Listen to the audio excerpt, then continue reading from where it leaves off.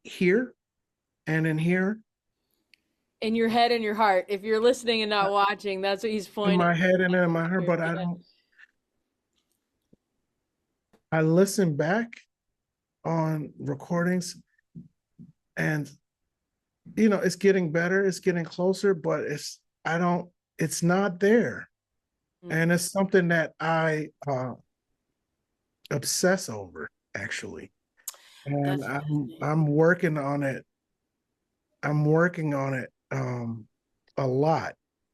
I can remember having this conversation one time with Ben Riley, the great drummer Ben Riley.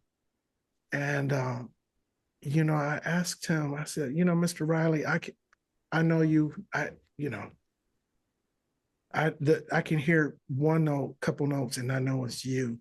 And I said, how did you, work on that? How did you develop that? Because I want that so bad, and how do I get to that? And he said to me, he says, he said a big challenge for him is to, playing on different drums day after day, night after night. He it was a task for him to try to get the same sound, despite the configuration, the size configuration of the drums, the drum heads. And I don't know, all of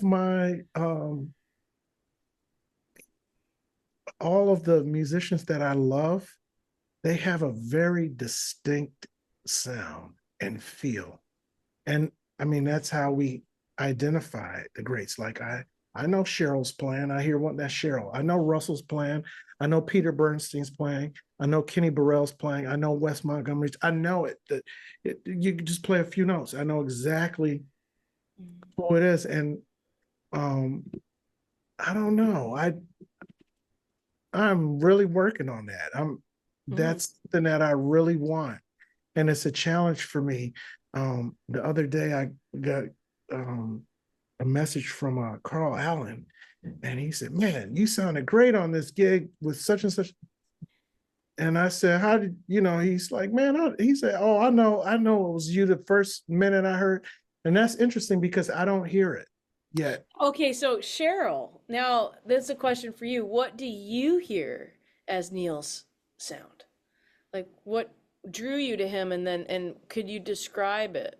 Wow. Well, it's just very warm, and it's warm and cozy. Like the feeling, the feel, the time feel, and groove.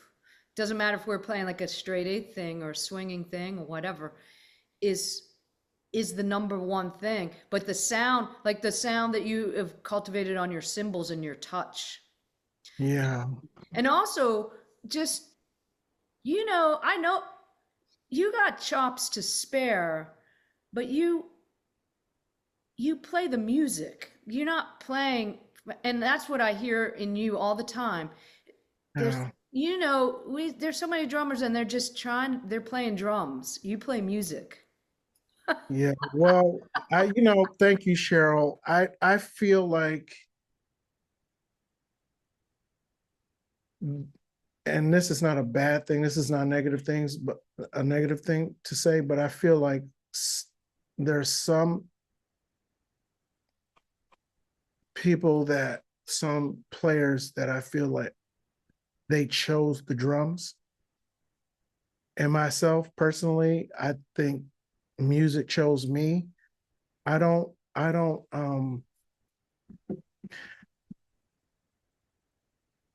love, from the time I first started playing as a kid, very young, playing at church every week, a couple of days a week for, you know, a, a large congregation. And I went to a Pentecostal church, and the music ministry is integral in terms of the service and all, and it's heavily music driven. And just to hear the musicians and watch how people will respond to the music, how deep like the deeper the music got, the more spiritual, the whole service got, and just to watch, people react. And I guess that's been the premise of my playing since the beginning. It's like, I felt like if I couldn't connect with the people that are listening, I wasn't really doing my job. And so I've always carried that from a very young age. I'm always dazzled by, the drummers that can play a lot of drums. I love it. I actually love listening to it and watching it. But, when I sit down to play, taking care of business for me is connecting with the listeners and connecting with the band. I look at when I'm on a stage, like, this is the team.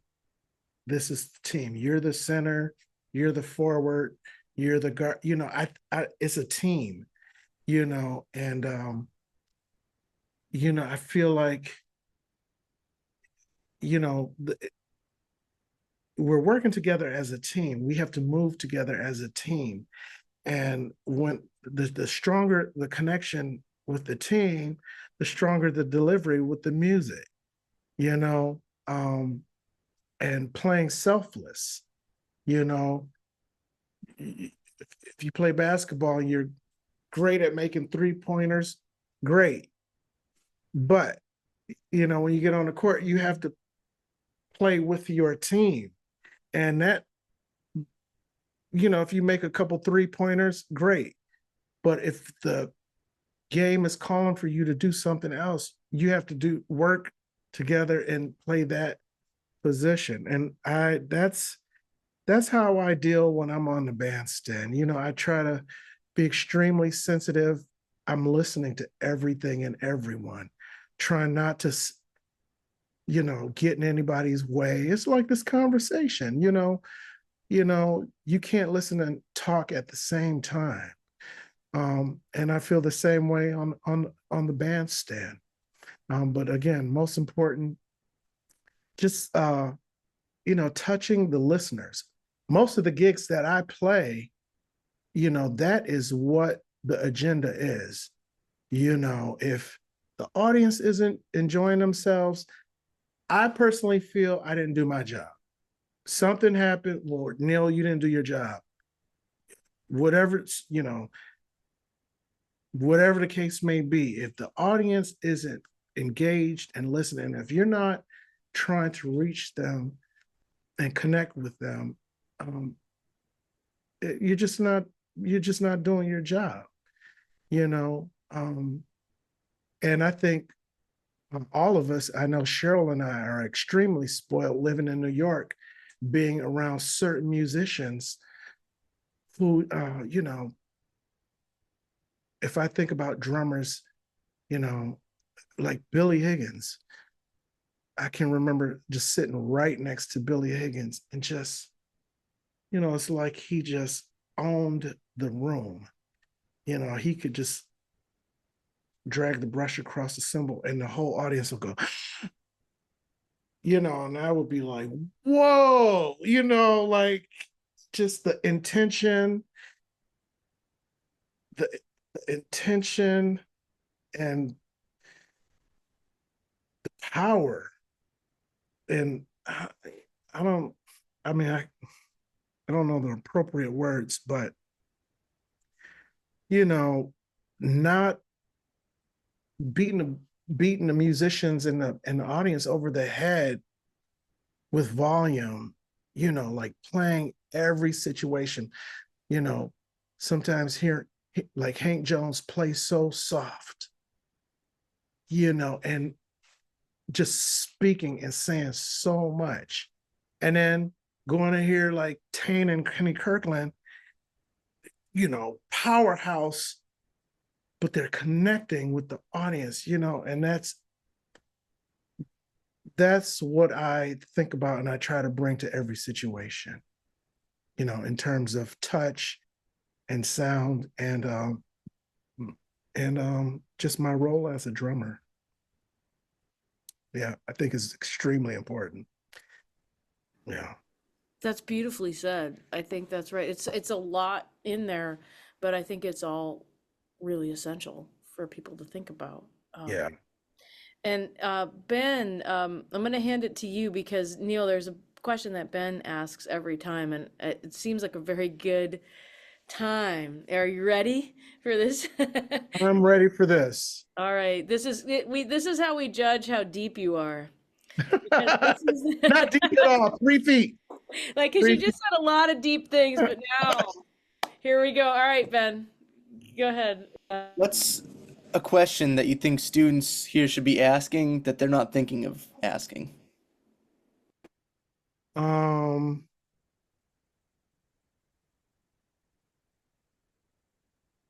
hmm.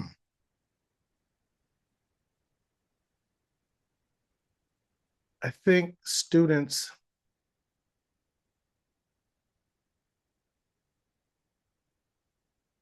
should ask one word, why, as opposed to how and what. I think um, understanding any concept, um, you know, it could be related to any topic, especially, um, with their instructors. I think students should ask why. Why from people that are professionals. And I think they should take it to heart and and really deal with it. Um, I think students can get confused about a lot of things, and I feel like some students have this picture of what life is going to be like or what certain things are going to be like, especially post school. And sometimes they're on the right track, and then sometimes they're just far from it. And I feel like asking why and trusting the person that they're asking this question, I feel like, there's something to be said about that, especially if you respect your professors.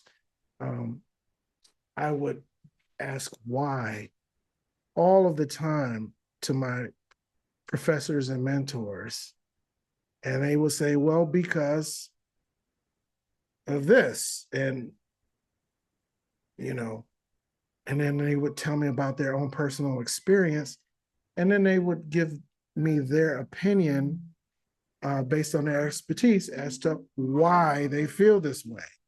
And instead of me challenging what they're saying, I would take their response to heart and I would live until I learned and understood the why through my own experience, if that makes any sense. Yeah, I think it does make sense. And Ben, I'm wondering if there are additional questions you have for Neil from your perspective. What are you thinking about?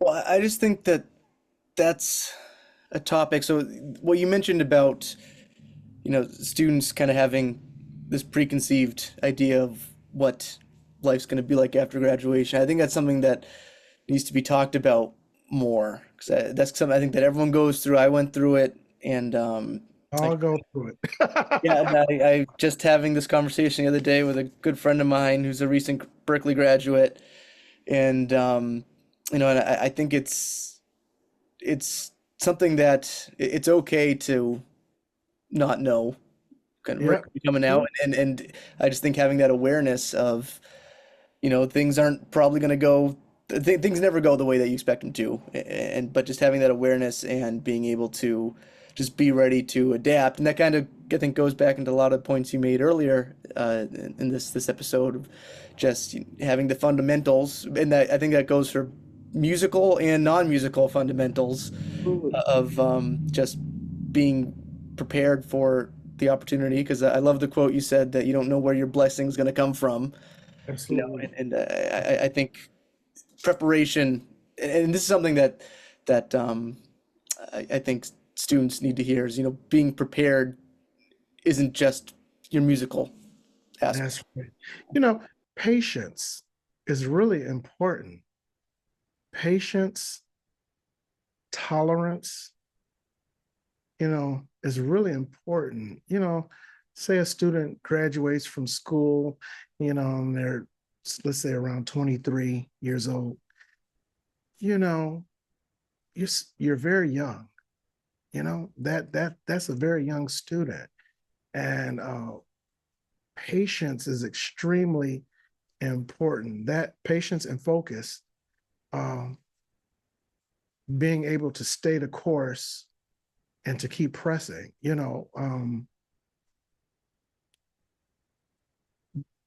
Being ready. What does that mean? There's a lot of things. Personally. Just your personal skills, being able to you know um, adapt to different environments and get along with people, and your ability to interpret music, and your proficiency on the instrument, whatever. This whole thing is a process. I feel like in the times that we're living, especially with technology, moving so quickly, some students are like in a rush to get things. And my thing is, take your time and study and really learn the information. You know, you have your whole life in front of you, and you can't be 50 and 23 at the same time. You just can't. 50 is over there. You're 23, you're over here. And there's no way to be 50 over here because you're over there. And I think that's something that's really important for students to understand. I have a lot of students that I feel like they're really impatient, and they just want to be out and working. And I say, that's great. I remember being in that place, but I also, you know, my mentors were kind of like looking at me sideways, saying, young man, you've got a lot to get together, and you shouldn't be thinking about anything except for that. Because once that whole period of undergraduate and graduate school is over, the rules are a little bit different. The palette is different. And you want to spend a student should spend this time really trying to comprehend and get together as much as they can and research and listen.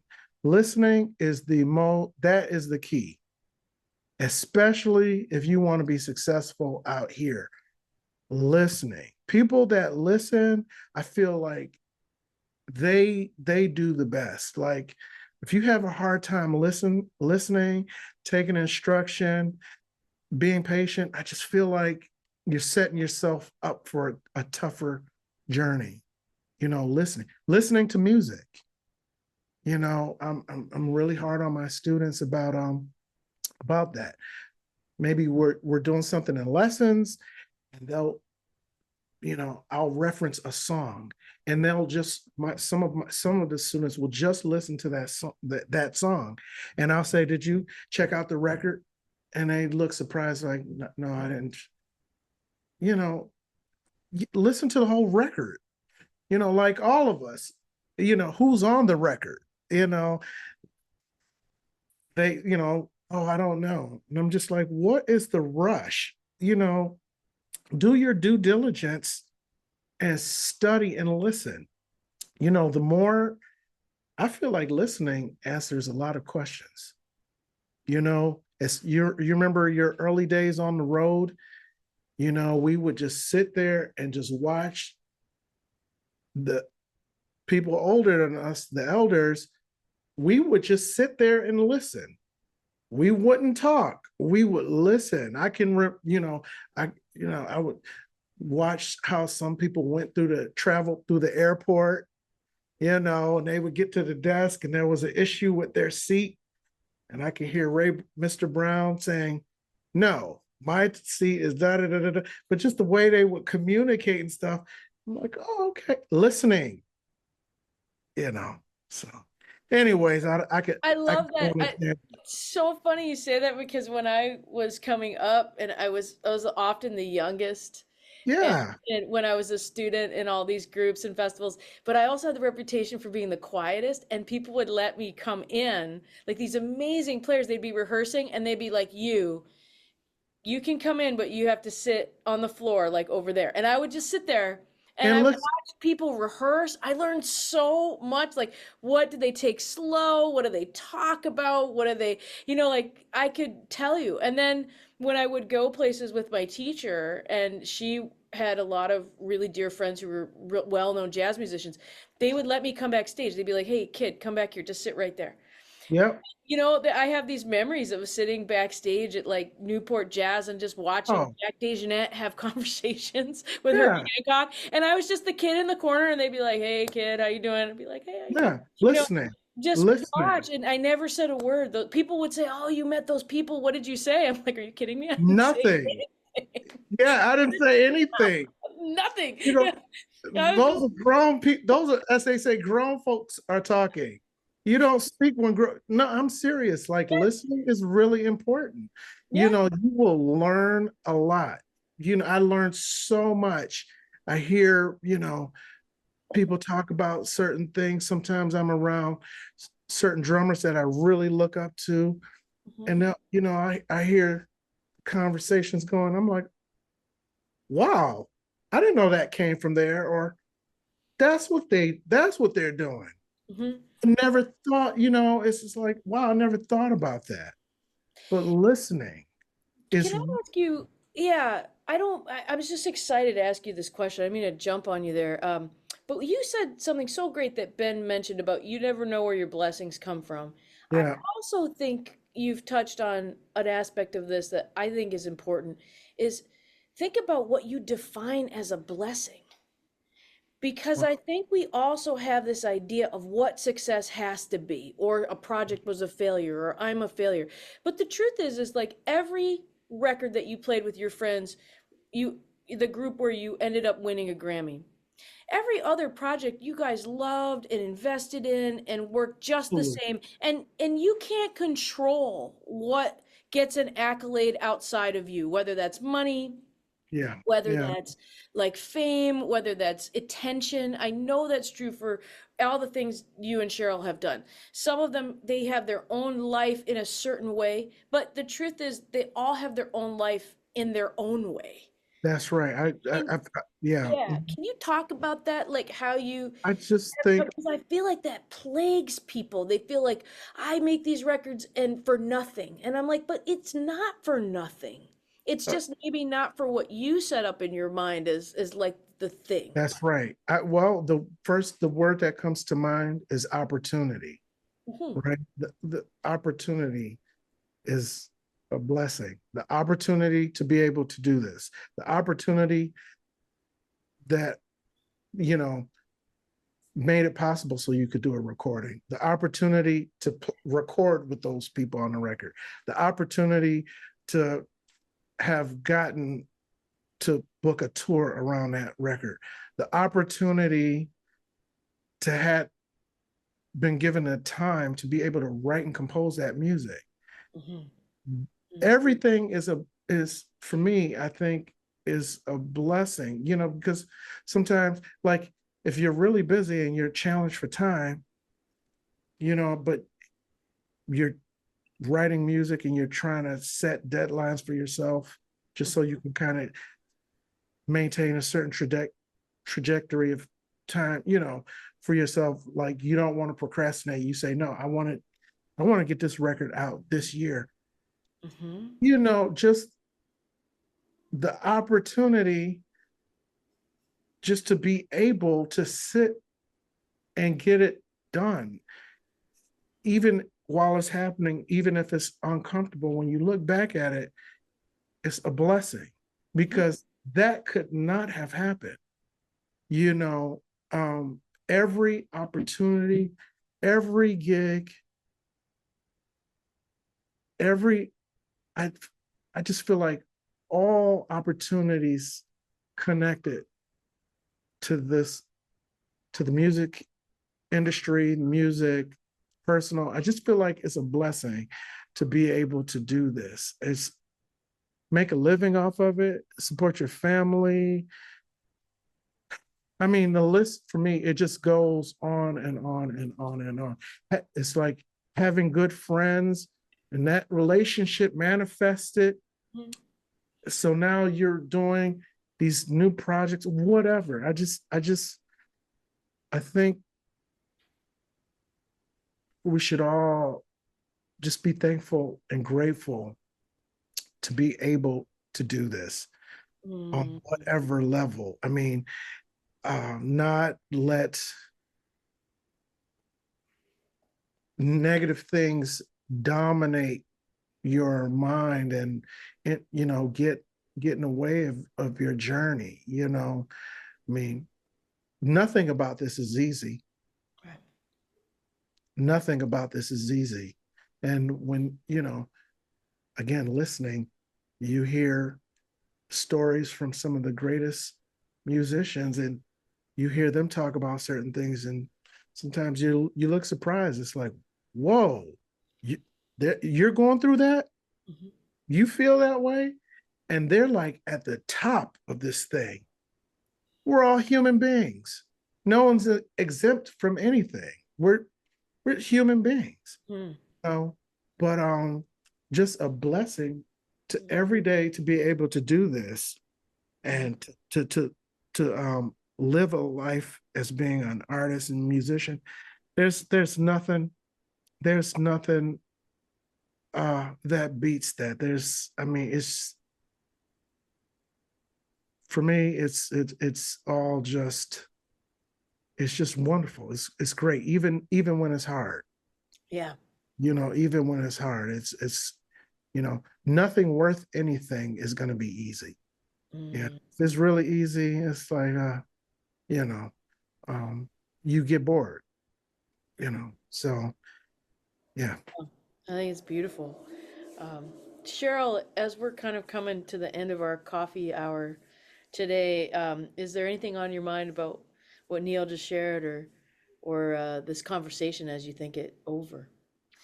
I mean, there's so much, and thanks for, you know, making the time to do this because I really your thoughts about these relationships that create music and create your career, but the, you know, the longevity and the patience that all of that takes. The music needs patience and the relationship needs patience and Mm-hmm. listening, and that those are really values to cultivate. So thanks for sharing that with us here and our Yeah. audience.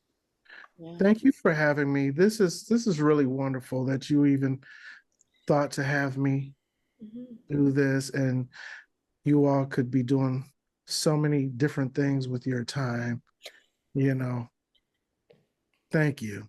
You know, seriously, it really means a lot. You're welcome. It's really nice to have some perspective in our week, and I hope that everybody feels that way when they listen to these conversations because we're all out there doing our best and we're all human, as you said. And Yeah, there's so many insecurities. You know, if you're young, um, I'm sorry to tell you, and I'm also welcoming you into the community of people that we're just going to deal with these things together for the rest of our lives, and might absolutely, as well talk absolutely. about them, right? And support each other. Yeah. And what about you? What's your final thought today? Yeah, I think an unintentional theme of pretty much every single episode is always just comes back to developing your fundamentals and patience, but both in a musical and non-musical setting. And I think there's there's a reason why every episode seems to go back to those themes. Yeah, I think so. I think so. It's so nice to learn more about people we see all the time by getting Yes, to actually sit down and have a cup of coffee together. this Uh, is really nice. it's really Very nice. nice. So, Yeah. with that said, everyone, we're gonna hang out a little bit longer here, and we're gonna let you all go. And so, I just want to say thank you, Cheryl Bailey, and thank you, Ben Cody, and thank you so much, Neal Smith, Thank for you all. I love you dearly. I love you. yeah. And we hope that all of you listening have a wonderful week, and we'll be with you on the next Coffee Talk.